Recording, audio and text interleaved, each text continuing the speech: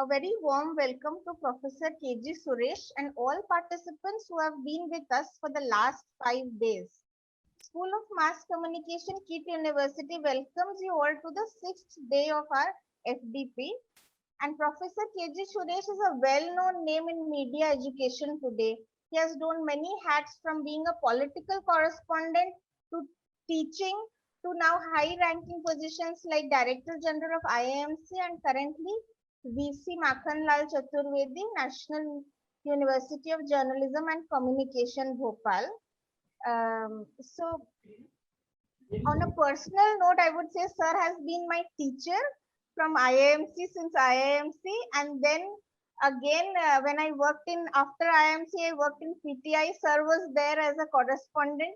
Then he moved on to teaching, and when I wanted to go into teaching, then I asked first Mrinal Sir, and then I asked KG Suresh Sir that how am I supposed to go about it, and Sir had advised me. So I had lost contact, but I don't think he remembered me or something. But when I gave my identity, he was very warm and he gave advice. So he's always ready for his students. So on this note, I would request Dr. Bidubhushan Das to give the welcome notes. Thank you, Ms. Nanda, Assistant Professor in the School of Mass Communication, KIT deemed university. Hello, dear participants, esteemed the speaker of the day, Professor KG Suresh. Professor KG Suresh, as my colleague mentioned, is a very highly reputed name, highly reputed personalities in media education. And as we, the media educators, early media educators here, and for the sake of formalities, I have to introduce, otherwise we all know more about Sir than my introduction. Professor KG Suresh is a New Delhi-based senior journalist, columnist, and communication specialist. He is currently serving as Vice Chancellor, one of the prestigious journalism university, Makhanlal Chaturvedi National University of Journalism and Communication, which is in Bhopal, Madhya Pradesh. Earlier, Professor KG Suresh has served as Director General, Indian Institute of Mass Communication, New Delhi. In fact, there are very few or rare personalities like Professor KG Suresh, who was the director of IIMC, then Vice Chancellor of one of the universities. In that line, I just know, I think, Professor BP Sanjay, who was the director of IIMC and then became the Vice Chancellor of Central University of Tamil Nadu. So it's a great, that means we see such personalities are very rare in our country. Then Sir was also consulting editor with DD News, India's public news broadcaster, editorial consultant with Asian Net News Network, chief political correspondent with PTI. Professor Suresh is a member of the Academic Council of JNU, a society member of Satyajit Ray Film and Television Institute, Kolkata, and research committee member of ICSR, advisory council to the Delhi School of Journalism, and he's in many boards of many universities. And he's a member of the awards selection committee of National Council for Science and Technology Communication, Department of Science and Technology. He has received many awards as well, as we know. Professor Suresh was designated Commonwealth Youth Ambassador for Peace by Commonwealth Young Youth Program Asia. He has received many awards for his contribution to industry, academics, and administration. Recently, Professor Suresh had visited our campus. Recently means, as I mentioned, pre-pandemic days. Welcome to you, sir, for your kind consent to deliver a talk as part of our faculty development program organized by the School of Mass Communication, KIT deemed university. Professor Suresh will be talking on new trends in media and media education. Over to you, sir. Thank you. Thank you, Dr. Bidubhushan Das. Thank you, Ruby Nanda, and all other, esteemed faculty members, heads of department, and participants who are participating in this very, very important conference organized by, by the KIT School of Mass Communication. So, well, I think FDPs have been the only solace during this entire pandemic period. We were able to, kind of acquire so much of knowledge through online courses and FDPs during this period. So always a pleasure interacting with research scholars and, faculty from across the country. So, well, this is a very important topic that you have chosen, that is media, new trends in media and media education. Let me start with the COVID situation itself to begin with, because much has changed. I would say that, like we used to divide human history into two parts, that is BC and AD, before Christ and Anno Domini. Now it should be, BC and AC, before Corona and after Corona. The world has changed like anything. So we need to, because technologically, media-wise, it has changed like never before. I mean, come to think of it, I often say that in classrooms, we had prohibited mobile phones. Children were never allowed to touch the mobile phones. Today, we encourage children to use the mobile phones. We tell the students to use the mobile phone, because that has become today, from 5-year-olds to 85-year-olds, or 95-year-olds for that matter, are now, using Zoom, WebEx, Cisco, you name it, StreamYard. They are on all platforms. And they're connecting with their children, they're connecting with their grandchildren, they're connecting with families. Family weddings are taking place online.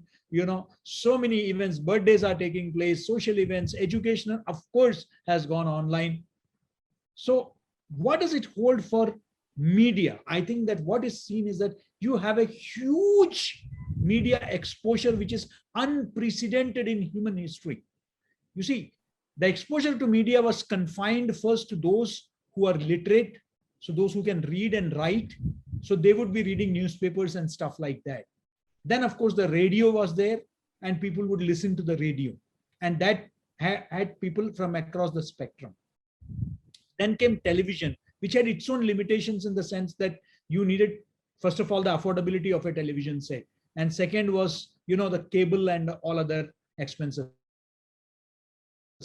So radio was the only portable thing, but then that was totally under government control. It had its own, it continues to be under government control. I mean, so it had its own limitations in the sense that while it did speak about developmental communication, it spoke about, the farmers, agriculture, fishermen, all those things were there. But in terms of actual investigative journalism, in terms of, a lot of information that is required, political and other content, was certainly, much more, there was a lot of scope. And this was more of a listening kind of a thing. Now, that is where the smartphone has come handy. Today, it has become the symbol of an aspiration of the, for every Indian. Only yesterday we had this news that, Reliance is bringing 5G on smartphone, but at a very affordable price for every, every person. So already, Jio, you had seen that, the way it has kind of spread the internet network in the country. We have one of the largest subscribers on social media. Indians are one of the largest subscribers on social media. And you see that, everybody is now hooked on to the WhatsApp University, which is more popular than your KIT or Makhanlal, among the students also. So the WhatsApp University is from where you get all the gyan.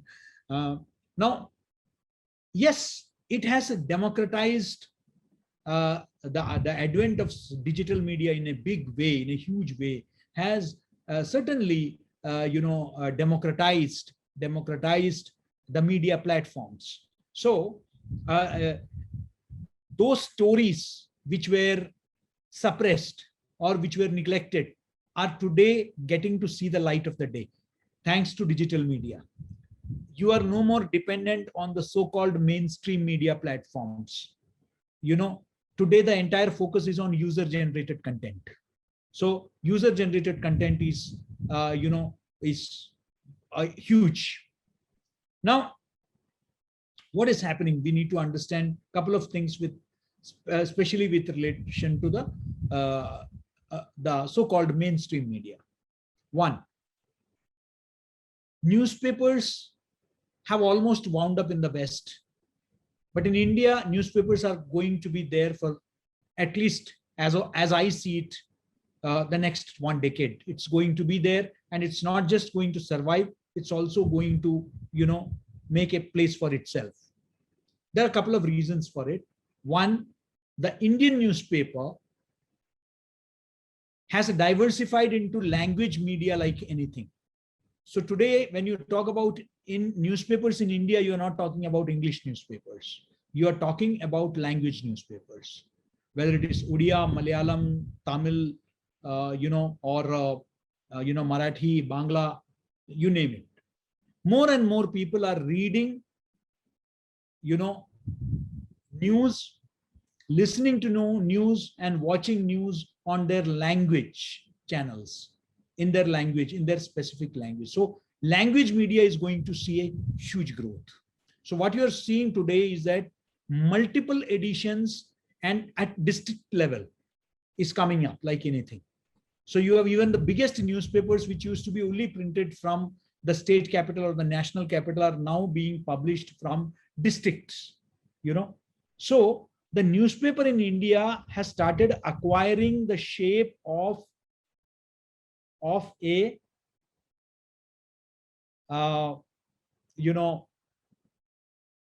community newspaper. Now, this is important because in Australia, in Canada, you find that, there is this trend of community newspapers. So community newspaper is something that is, so these papers are now, yes, they have a national page, they have an international page, but then the focus is the local area. So they have become relevant to the local population. And the local population is also no more now interested in what is happening only internationally, globally, all that. They are interested in knowing what is happening in their neighborhood, right? We want to know. And events like this pandemic has only accelerated that process.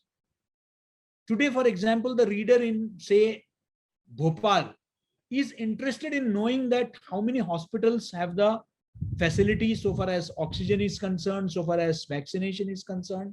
They are more bothered about than what is happening in New York or, in New Delhi. For them, the priority is what is happening in Bhopal. How many cases are being detected? How many Delta variant new cases have come up? What is the pace of vaccination? Are the markets open? Are the, so this pandemic has, kind of triggered, if I may use that term, triggered demand for local content, more demand for local content. Perhaps we were not so much, because we were living in an elite intellectual world wherein, we would be discussing sitting in a chai shop in Kerala or Odisha, we will be sitting national politics. But today, that's not my concern. I would be more interested in knowing what is happening in Bhadrak or Baleshwar rather than what is happening in, in Boston. That's not my first. Yes, I'm interested in knowing that whether some new, vaccine has been developed or not. To that extent, I'm interested, but not beyond that. I'm not interested in what is happening between, Biden and Trump. That is for me a last priority now. Now, for me, the first priority is what is happening in and around my. So there is more consumption of local content. So newspapers are language media. People are more going towards language media. So there's huge investment by whether it is channels or newspapers or, digital media. You see huge investments in languages. That's happening. Now, because my subject is also about media education also has to cater to this growing market. And that is why when I was the Director General at IIMC, I started language. I gave a major push to language journalism programs. We started Malayalam from our Kerala campus, Malayalam journalism. We started Marathi journalism from our Amravati campus, and we upgraded the certificate program in Urdu to a full-fledged postgraduate diploma program in Urdu. Okay, we even started a Sanskrit course, journalism and advanced certificate program in Sanskrit, because there were Sanskrit blogs coming up, Sanskrit websites coming up. So we thought that we should be grooming the people who should be there. So this is something that we need to understand. Okay, now television, the advertisement budgets, which are pegged at thousands of crores. Yes, they did plummet during this corona crisis. But once the economy is back on the rails, you can see the budgets coming back hugely. Even today, 25% of the budget goes to the print media. Irrespective of the fact that we have written the obit of the print media, 25% still goes. And the digital media, which is so hyped up, it has to be, no doubt about it. But when you hype up something, don't say that you are going to write the obit of the print media. Print media is still alive and kicking. That's why I said 25% of the advertisement budget goes to print media. The digital media gets 28%, just 3% more than print media, right? It is the television which is grabbing the the budget, advertisement budget, the sizable chunk. It's 41%. 41% of the budget goes to television of all hues. There are over 300 news channels, over 900 television channels, entertainment, sports, lifestyle, you mix it up all. So you have these channels which are there. Now, imagine that, and then you have, so the print is going to be there, television is going to be there. So digital does not mean the end of the other media. That is something that we need to understand. That yes, I mean, it's like India. In India, even today you have bullock carts which are being used in the villages. And we are also sending satellites. We are also sending the Chandrayaan and the, and the Mangalayaan. But the bullock carts are also working at their own pace. So these things will continue simultaneously. So let's not, be in a hurry to write the obit of any of the media as yet. Okay. Now, so language is there. Now, another very important trend that I think we need to look at is that, digital does not mean that they are independent of, because we are talking about integrated newsrooms, we are talking about convergence. If you look at the statistics, you will find that the following or the subscription or the maximum hits that the websites, the websites with the maximum hits are not independent websites, but they belong either to big media houses, print media houses like the Times of India, or to channels like NDTV or Times Now. So you would find that it is the extension of the mainstream media which is getting the maximum traction even in digital media. It's not independent media houses, independent platforms. Yes, they are successful. Some independent media platforms are also getting a lot of eyeballs, but not to the extent that big media houses are able to grab. That remains. Now, again, we need to understand that, there are new avenues in which media is now started looking at. For example, one thing that we saw after the, radio, we saw the FM revolution. We saw everybody traveling in cars using FM radios, majorly for entertainment purpose, to listen to songs.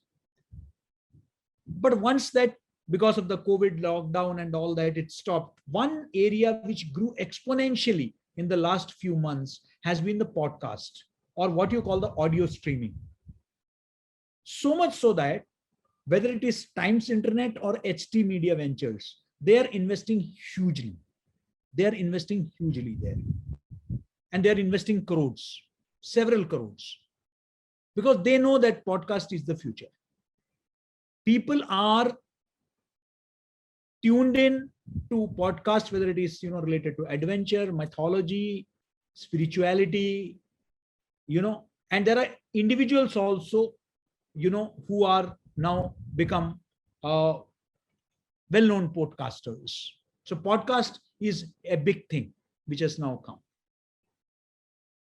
So that is something that we need to again understand. Now, when we are talking about new trends, gone are the days when you had those huge brick and mortar structures, multiple story buildings with studios and all that. I remember when I was heading Doordarshan News, we would travel to different places. In television, you had to carry those heavy tripods, you had to carry those heavy cameras, you had to carry those live views, the backpacks, you had to carry DSN. I mean, you had to take along a journalist going to for a reporting assignment would mean you will have an OB van accompanying him, you will have crew, you will have camera, you will have light guys, so it's a crew which moves around, the DSNG vans and all that. All that has become thing of the past virtually. Today, the best of television channels are just giving a smartphone. This is being given to their reporters, and the reporters are asked, record your story, do a live, transmit it, and use your social media platforms to promote it. Today, the journalist is expected to do everything on his own. He's not taking a cameraman with him. He's not, and I'm talking not about small budget television stations. I'm talking about big budget television stations, because these are, today you have mobile phones with high-end camera pixels which are available, and they are good for even documentary shooting. That's the level of, camera quality that you have in these mobile phones. So Mojo has become the in thing. Mobile journalism.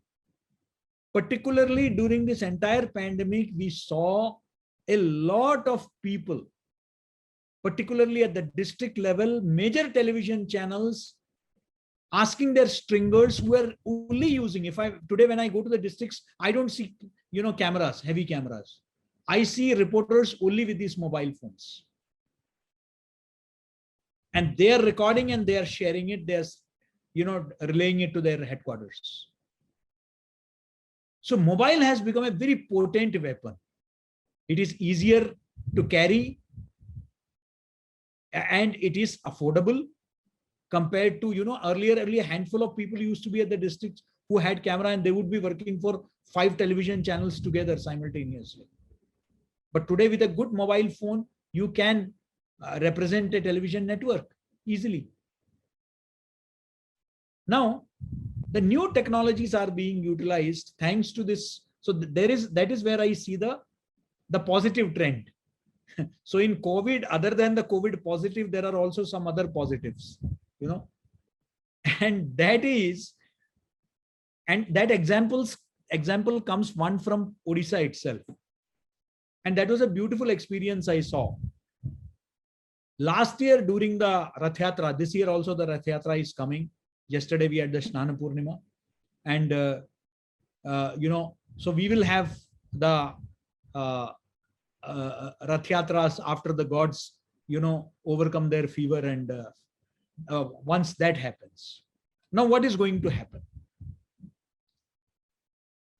Last year, around all the rathas of Lord Jagannath, Balabhadra and Subhadra, we saw those tiny drones moving around because Supreme Court had imposed restrictions. Now, Supreme Court had imposed restrictions, so there was lack of, the movement was restricted. You had very few people who were allowed. The cameramen were not allowed the way they used to be. There were very few people to, pull the ropes. So you saw all those small camera drones which were moving around these ruts. I could watch it from the television sitting in Delhi at that time, I said, look, this is the revolution that is happening. Today, whether it is a containment zone or a hospital or, an area, which is barricaded, a COVID hotspot, you don't need to send your reporter inside. You can send your drones and you can collect a lot of information. So technology has enabled you to get that latest information.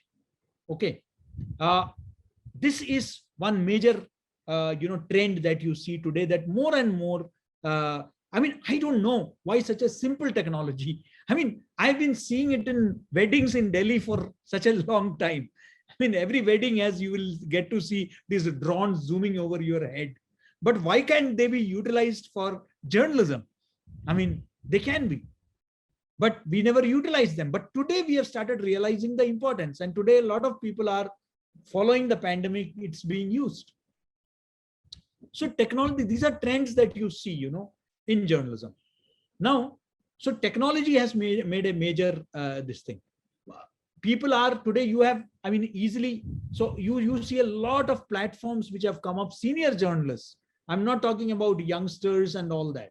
Senior journalists have shifted to, YouTube platforms.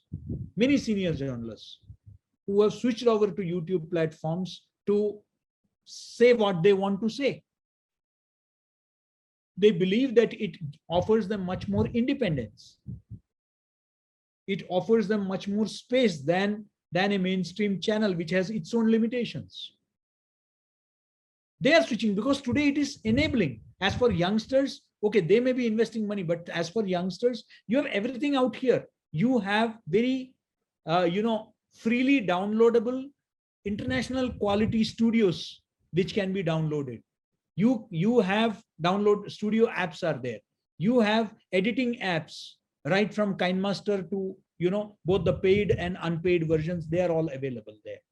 You have, you can edit it, you can, record, you can put across a great video out there.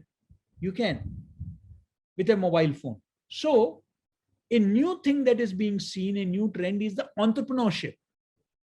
Media today, youngsters are not just looking for jobs because the job market has got constricted because of the pandemic.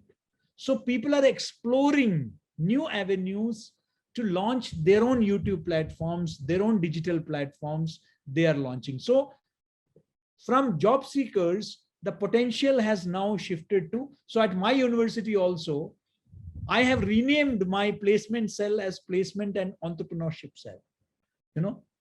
So now we are grooming youngsters to, become entrepreneurs, not just job seekers, but job creators.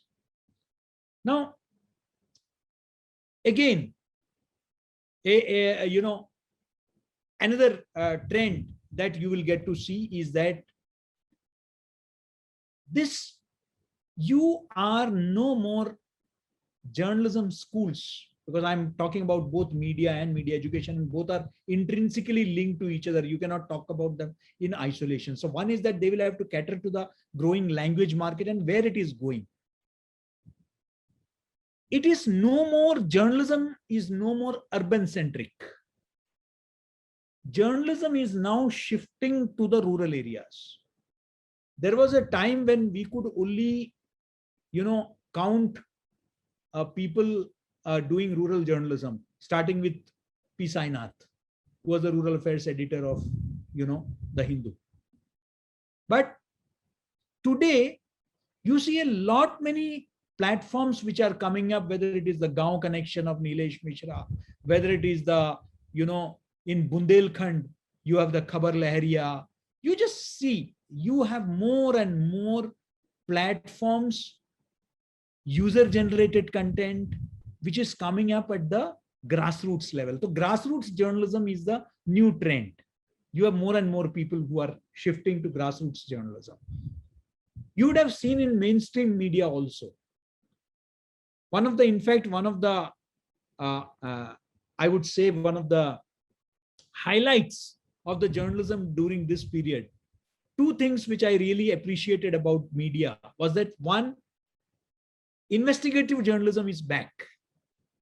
Today, you see a lot of channels and newspapers actually doing data journalism, questioning data provided by various agencies, countering that with hardcore, information from the ground, from cremation grounds, from burial, so much so that many state governments have been forced to rectify the figures, correct it, and again, so they have been forced to. Now, this has happened because the journalists have been on their toes. They've been doing a lot of investigative stories about availability of medicine, availability of oxygen, availability, and they have been doing a lot of stories. Second, what I appreciated about this entire thing is that despite all the, the depressive atmosphere all around, in media, what I found interesting was that you saw a lot of senior journalists, media houses sending their teams to the rural areas. Otherwise, it was a once in 5-year exercise, whether it is a state election or a general election. That is the only time when actually reporters will go to the villages to find out the mood of the people, which party is winning. That was all. Or else there should be some tragedy, some rail accident or some huge tragedy or something should happen. Otherwise, villages was a no-no or a farmer suicide.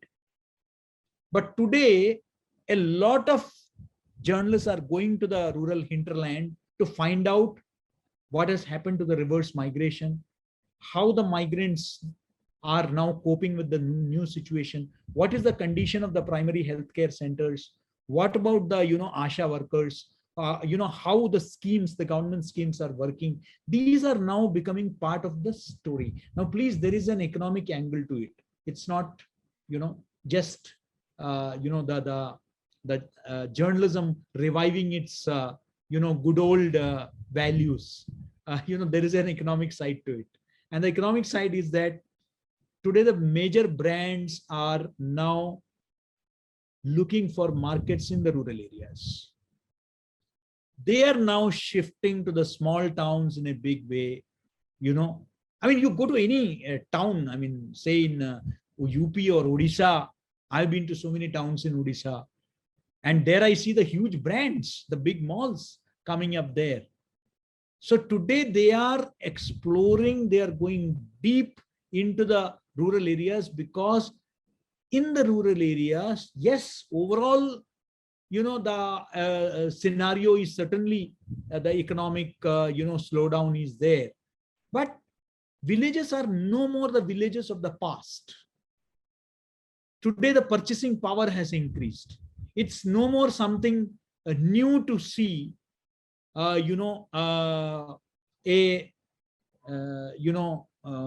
air conditioner in a village or a car or an SUV in a village is not something. The roads may be too narrow for them, but I know of villages where you have, and it's not confined to, only the affluent families or the jamindars, so to say.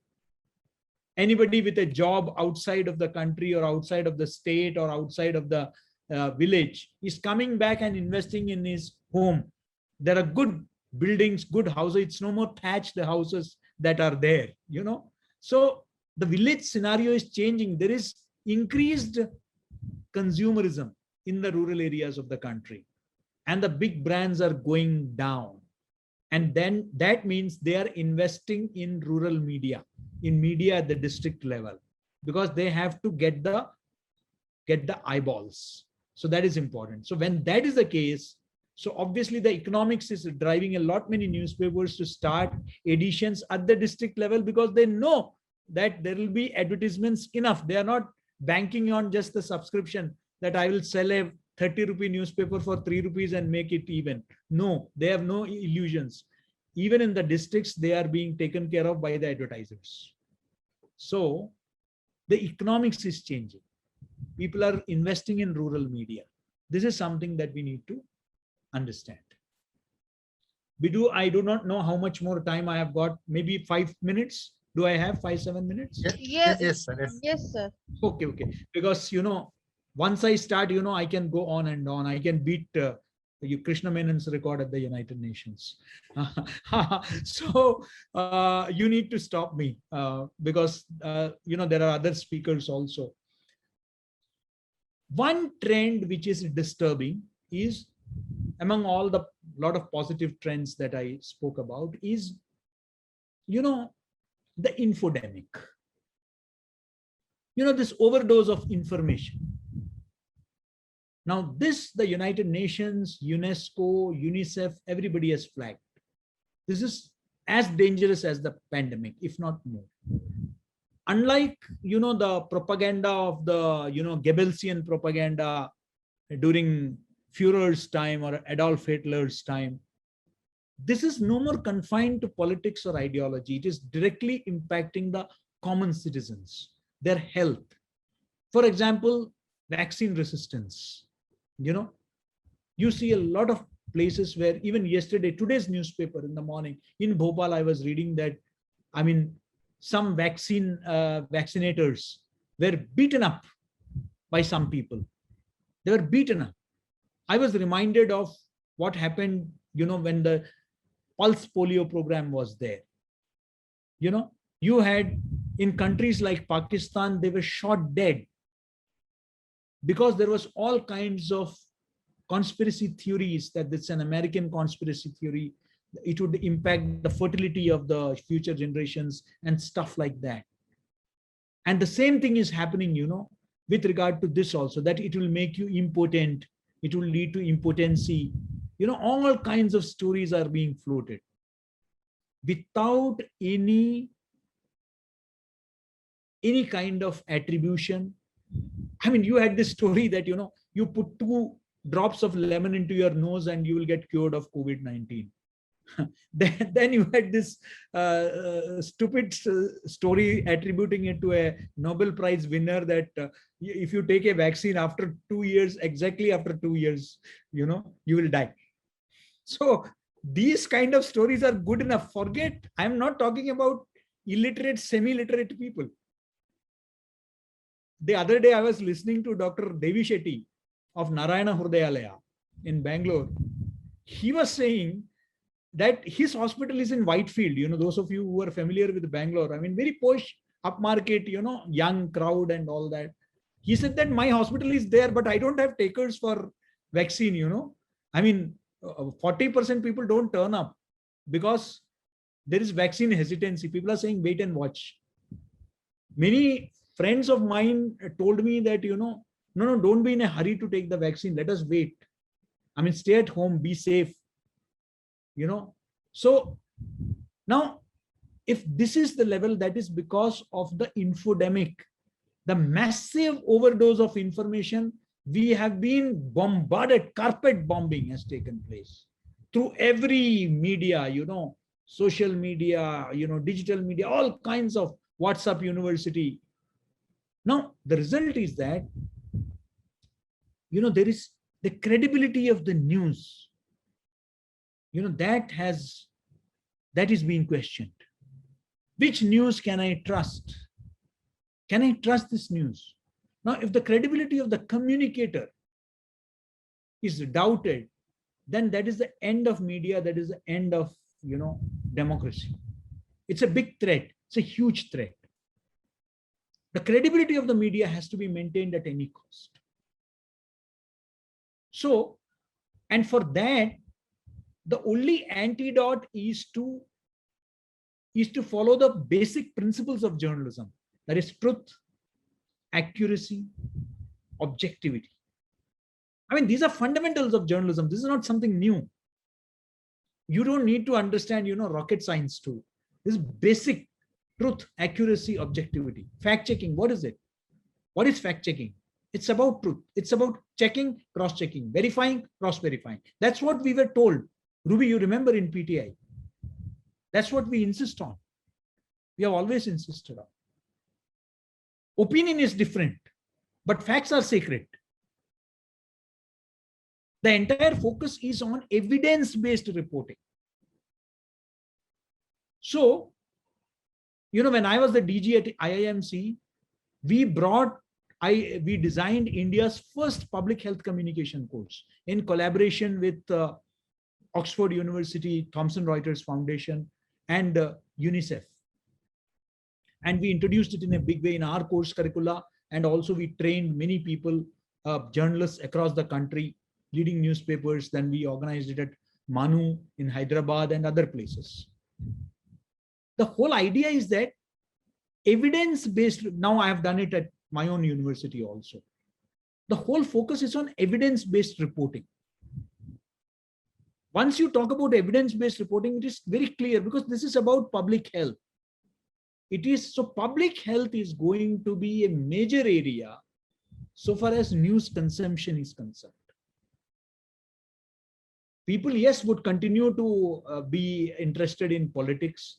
People would continue to be interested in sports. People would continue to be interested in entertainment.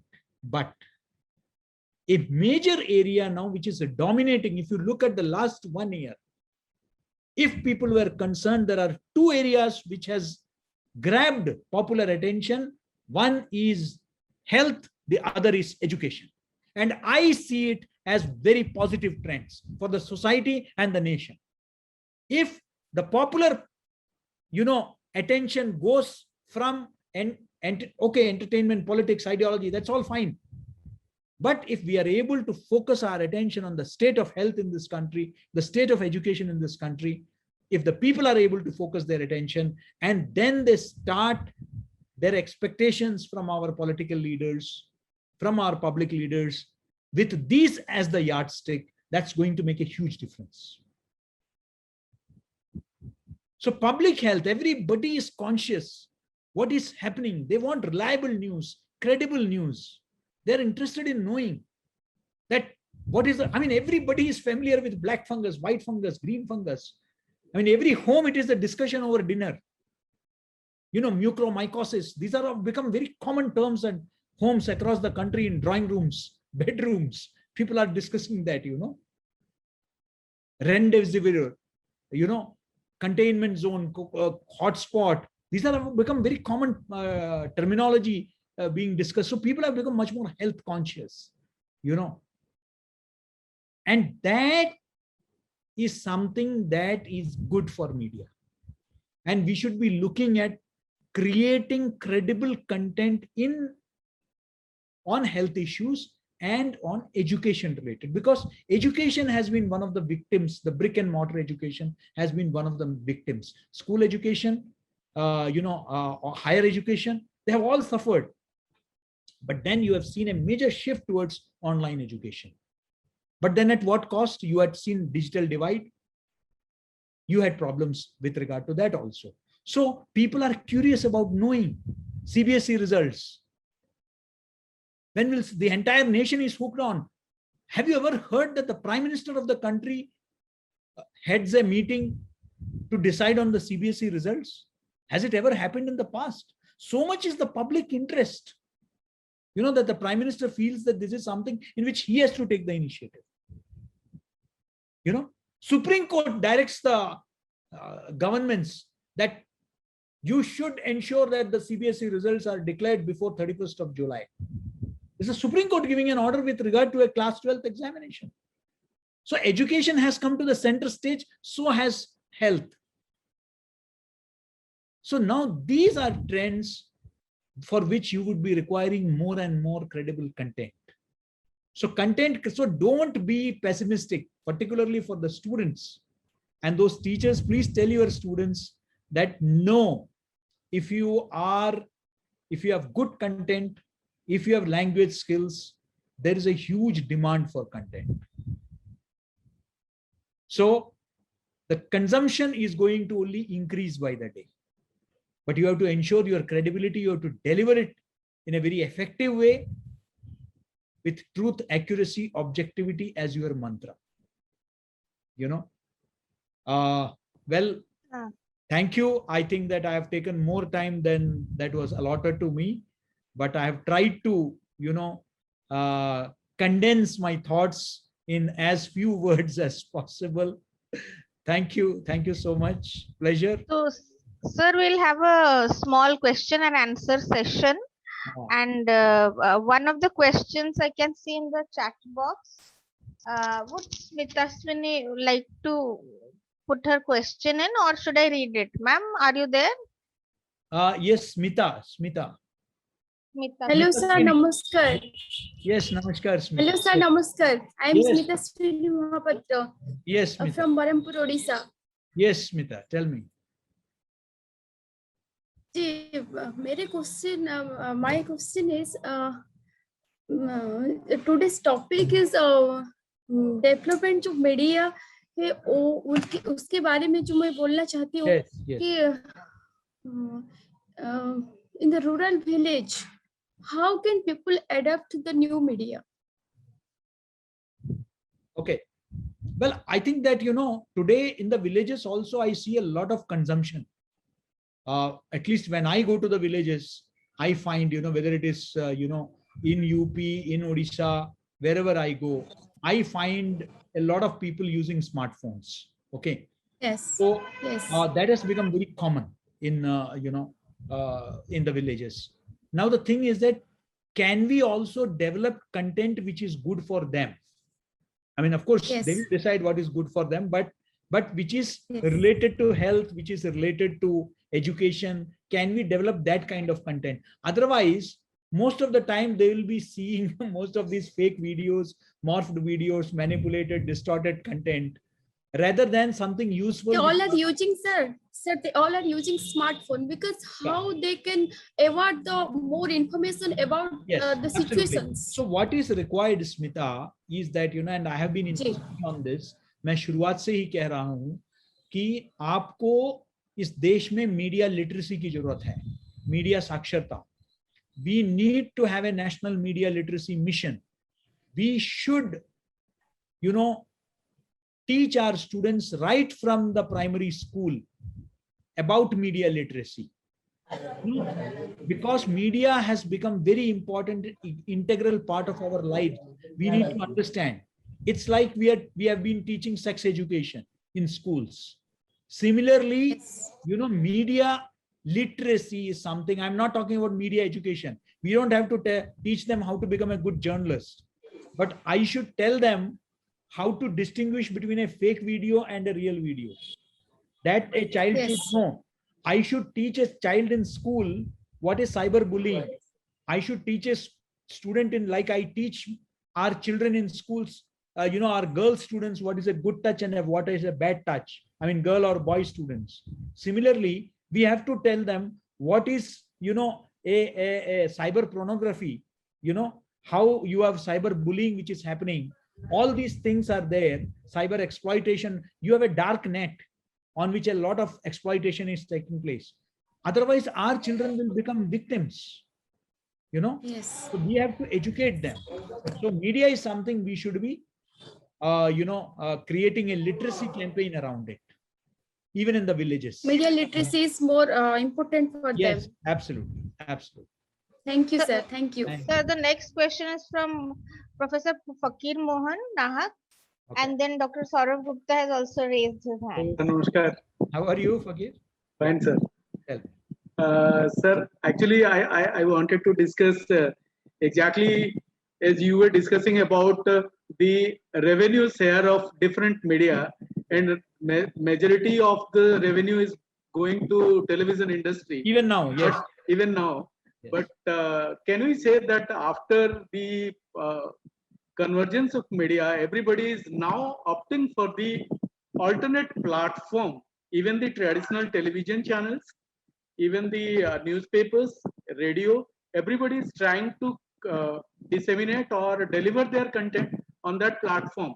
Yeah. So Obviously. whatever revenue is coming to digital platform, that is also their share. Yes, that's what I said. Some of the biggest, leading television channels, they are attracting more, visitors. Major newspapers are visiting on their digital platforms. So you will have a Web Dunia, which will be attracting for Nai Dunia and others. You will have a Times Internet, which will be attracting a lot of, traction. So no doubt, because they have the muscle power.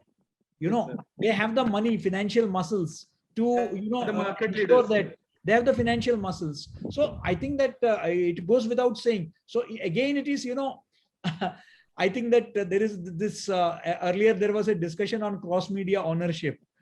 And, there used to be, now nobody is discussing that. So Media again, this is conglomerate about also. cross media ownership, and that is one thing that will, that is something again a matter of concern, because cross media ownership always limits diversity of content. So I am all for more democratization of the, social media platforms, so that new players are able to come, independent players are about to come, and that is possible, Fakira, only if I, as a consumer, am ready to pay. Please understand, if I'm ready to pay 400 rupees to buy a packet of popcorns in a cinema hall, and if I'm not ready to pay, I'm not ready to pay 10 rupees for a newspaper, then don't expect, the newspaper media or anybody else to give you independent news. So we will have to support independent media platforms. If we are expecting, time and again, the question is rising that the media is going to die, or we are going to write the obituary of that particular media. But that is not exactly going to happen. This is what I feel. I agree. I mean, media certainly is going to be there for a long time. But then the thing is that, can we have the kind of media that a country like ours, a developing country like ours needs? I mean, this morning I was at IGNOU at the launch of, I was one of the speakers at the launch of a development journalism program launched by the Indira Gandhi National Open University. So the VC and, all others were also there. So the thing is that development journalism, fine, but then who are going to be the takers for development communication? That is something that we need to explore.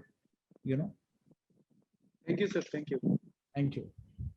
Dr. Gupta, please. Yes. Saurabh, sir. Yes. Yeah. First of all, sir, let me congratulate you on a wonderful deliberation.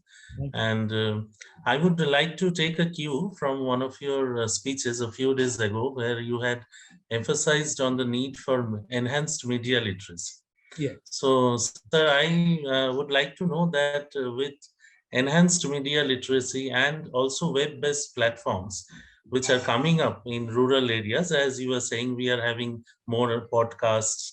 Yes. Sir, are we heading for a situation where we have a news which is supplied by the traditional rural correspondents and also news by the local people who are using the new media? And are we heading for a conflict situation between the two? That was my question. Thank you, sir. Yes, very good question. I don't see, a conflict because I think that they are going to supplement each other. Finally, it is whosoever has a greater credibility will survive. So whosoever doesn't have somebody, you see, that is why I think that media houses have now gone back to ground reporting. They are reporting from ground zero because they have realized that if you don't do it, there are people who are going to do it from the ground. And if they are going to do it from the ground, there are going to be more takers for that.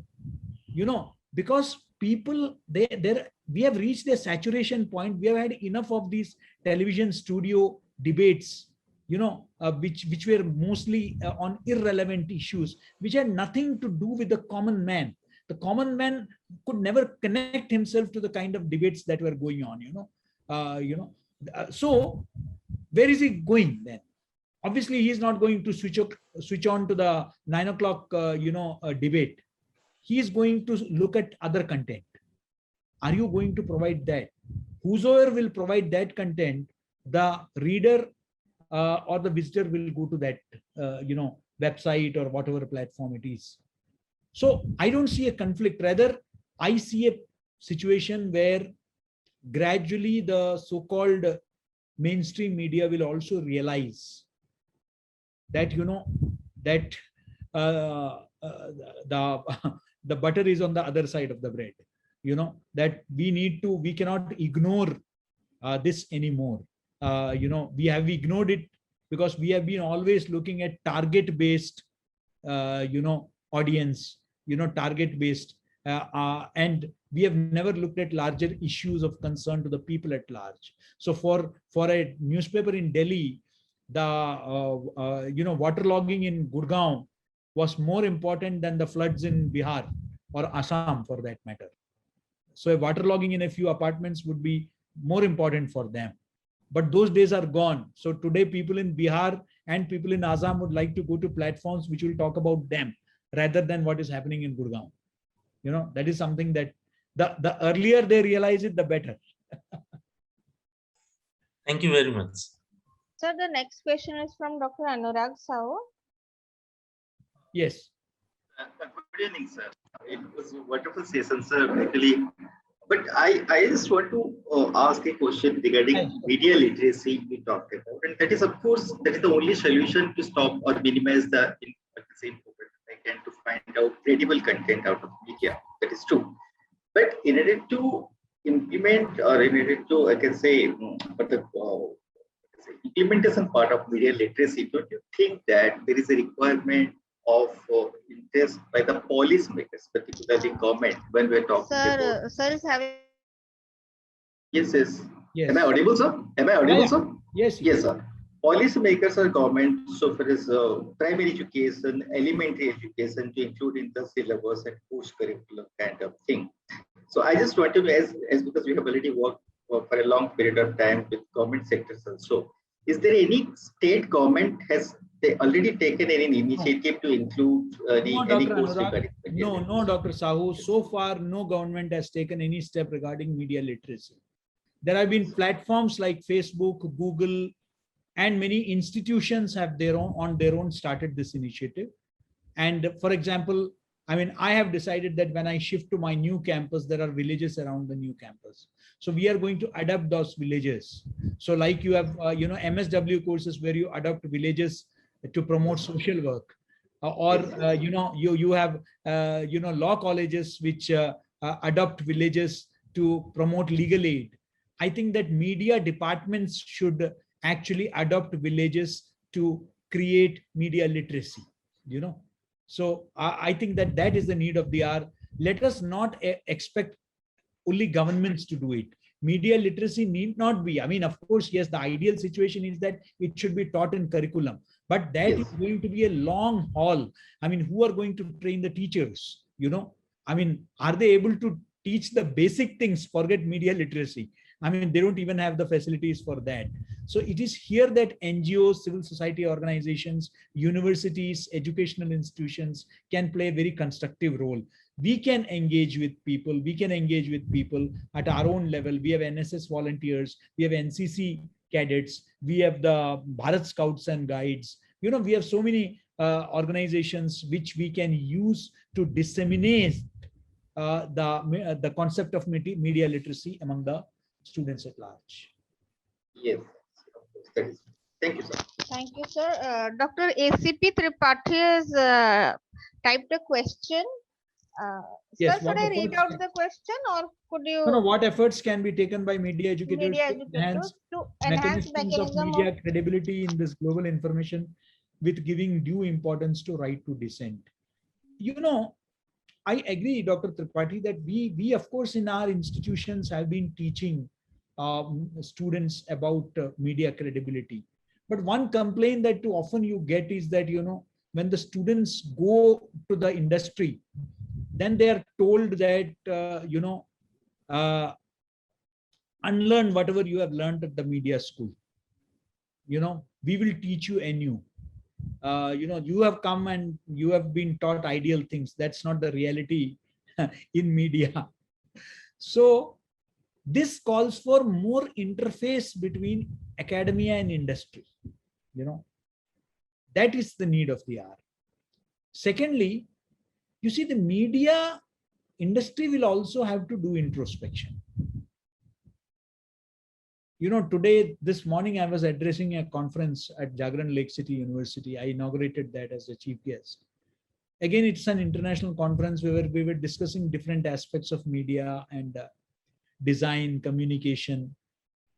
So I said that let us ensure that the deliberations of this conference reaches the industry. Ultimately, they have to make the change. You and I can sit and deliberate for hours together. We have been trained in that. We are academics. But is the industry listening? Is there an interface between the academia and industry? Because what we have understood from academia industry interface is that some people from the industry coming to our colleges and teaching students. I want media managements to come and learn from us.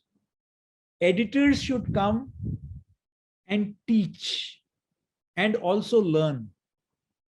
There should be exchanges where our faculty members will have internship in media houses and media senior journalists will have internships in media schools. If that doesn't happen, this disconnect will always be there. I know this is an ideal situation because journalists, a lot of journalists think that, Arey, we know everything, why should we go back? But the thing is that you have to go back to your roots. Because somewhere in that long journey, they seem to have forgotten the fundamental principles of journalism. That is what is required. So I think that it has to be a two-way kind of exchange. It cannot be just one-way exchange. Only that would ensure that, otherwise I can teach the best things to the students. But are they being implemented in the media is the big question. If it's not being implemented, all my teaching on ethics, on values and everything goes for a toss. I hope that answers Mr. Tripathi, Dr. Tripathi. Thank you, sir. It was an amazing, it's a great thing that two-way road is actually what is needed. Saptik Garai wants to ask a question. Saptik, you can go ahead. Yes, am I audible? Yes, you are. Thank you so much, sir, for your talk. It was Saptik, please be brief. Yeah. Yes, sir. I'll be very brief. So I'll just take 15 seconds to sum up my Yes, please shoot. So what I feel, for example, since our presence is much digital now as journalists, let's say, much more digital. So I feel there is an increasing need of the hour for journalists or journalism students to be trained in ways to be visible in the digital world where there are millions of sources. For example, learning at least the basics of search engine optimization and then big data analysis and stuff of the sort. Then why do we not inculcate these elements as a part of our curriculum wherein they can make themselves more visible? That's my primary question. Is it because that we ourselves probably do not have the technical skill and that is why we are shying away from that, or some other reason that I don't understand? In some media schools, these things are being taught, not necessarily everywhere. That is why I have always been, over the last several years, been calling for standardization of media curriculum. And by standardization, I don't mean uniformity. The diversity of our cultures, our backgrounds, everything will have to be maintained. Okay. But at the same time, there have to be certain benchmarks which have to be followed universally. Once that happens, whether you are studying in Bhubaneswar or you are studying in, Mumbai or in Tamil Nadu or in Kashmir, it really won't matter because you will be having a certain benchmark, certain standards that would be maintained in the entire media education. So that is certainly important. And I agree with you that, today, you will have to train students to be multitaskers, to be able to make their presence felt, otherwise so they will get lost in this entire thing. So we need to train, there is no doubt about it. But then that is why, because there is no standard curricula as such, in journalism, unlike say in a law school. I mean, any law school will be teaching the same thing. Any mechanical engineering college would be teaching the same thing. But in media, I mean, you will be learning something else. Somebody in, Kashmir, Srinagar will be learning something else. Somebody in Kaladi, Kerala would be learning something else. So that standardization is not there in media education. That's a big challenge, huge. Yes. Thank you so much, sir. Yes, Now I would request my faculty member Soptik to give the vote of thanks. And our next speaker, Dr. Lalatendu Acharya, is already here. So we'll just take a 1-minute break and then start our next session. Thank you. We won't be able to take any more questions. Sorry. Thank you so much, Divya ma'am. So I'll just extend a quick vote of thanks to all the participants present here, and specifically, I would like to thank Dr. KG Suresh, the Vice Chancellor of Makhanlal Chaturvedi National University of Journalism and Communication, for his enlightening talk on the new trends in media and media education. I would also like to extend my thanks to our founder, honorable founder, Dr. Achyuta Samanta sir, the Pro VC. Sorry about that.